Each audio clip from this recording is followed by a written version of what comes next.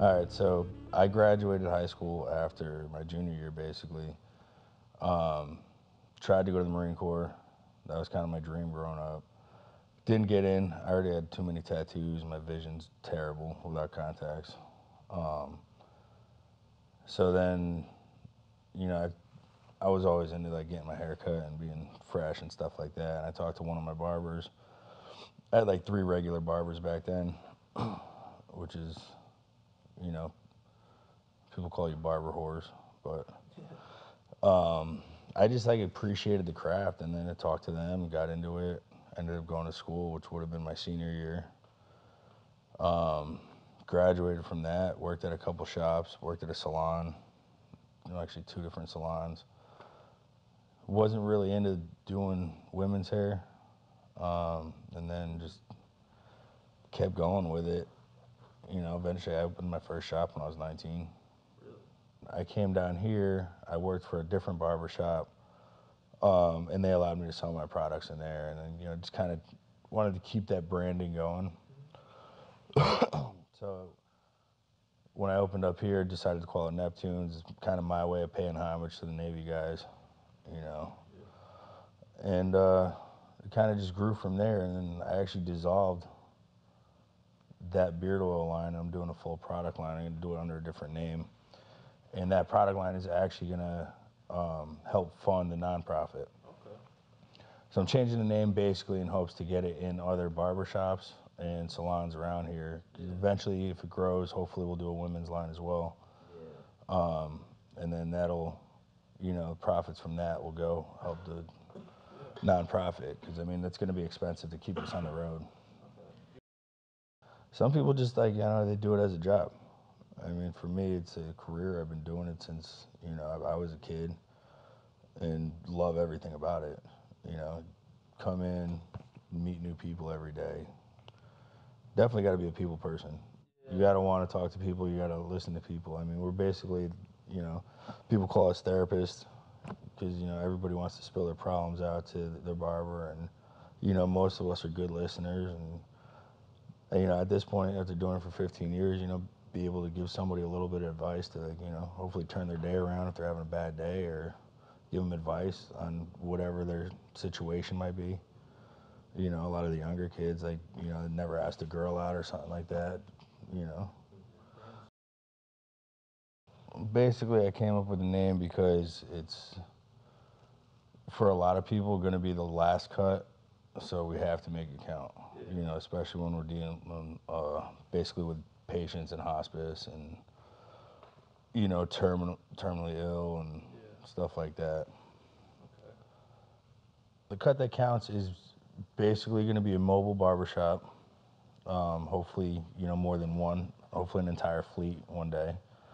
And we're going to go around and we're going to take care of hospital patients, people in hospice, wounded veterans, disabled veterans, and homeless people, or just less fortunate. Something as simple as, like, a haircut for a job interview can make that confidence level in that person you know be a little bit higher, to the point where maybe they get the job opposed to not getting it. 'Cause I've never gone into a job interview without a fresh haircut, or like clean pair of sneakers, stuff like that. Just being presentable and feeling good about yourself. I got a phone call from a nurse.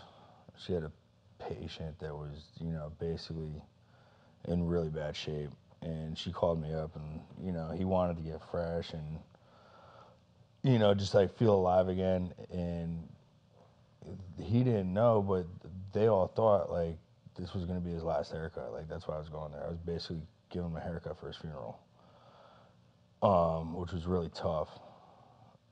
So I went up there, gave him a cut. I mean, his spirit was just crazy, especially after his haircut. His confidence level went back up. He was talking about music, talking about how he's going to start working out again, and all this other stuff. And I'm just like, damn, like, I don't even know what to say to this kid, at the time. And it was nuts. Like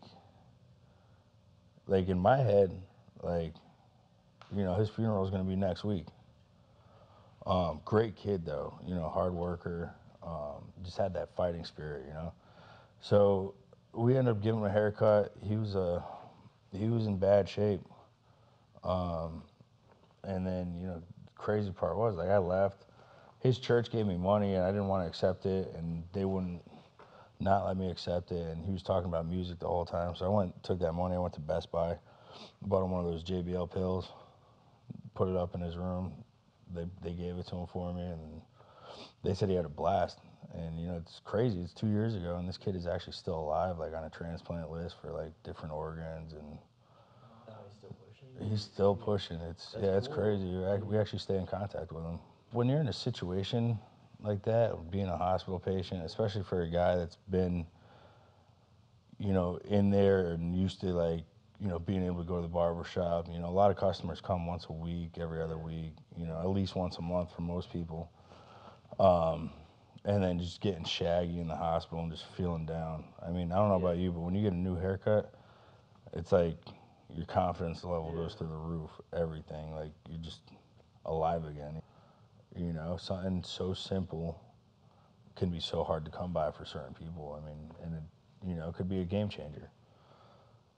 So that's what we want to do. I mean, people feel good when they get a haircut. I've been doing it for 15 years, and the best feeling for a barber is when you turn them back around in the mirror and you see the smile on their face, and they just completely different person. And some people, like I had a guy cut yesterday, man, his hair was past his shoulders, looking all ragged. I could barely comb through his hair. Give him a nice fresh haircut, and the smile and the glow on this kid's face after was just like made my day.